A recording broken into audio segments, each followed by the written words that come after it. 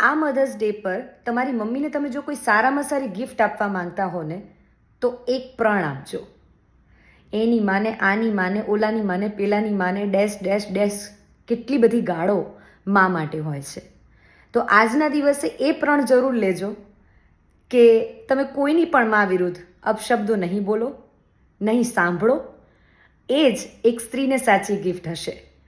માને જો સારા શબ્દો કંઈ વધારે બઢાવી ચડાવીને નહીં બોલો તો પણ ચાલશે.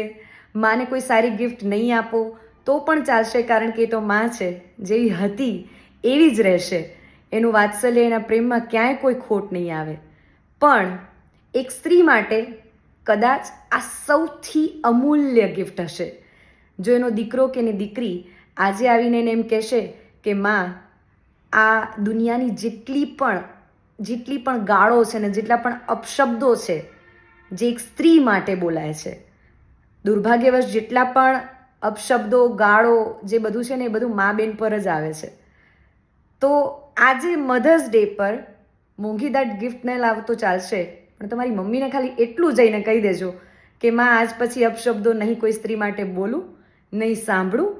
અને આ જ ગિફ્ટ તમારી મમ્મી માટે અમૂલ્ય ગિફ્ટ બની રહેશે. યાદ રાખજો. એટલે આજ પછી આવા ડેશ ડેશ ડેશવાળા શબ્દો ન બોલતા.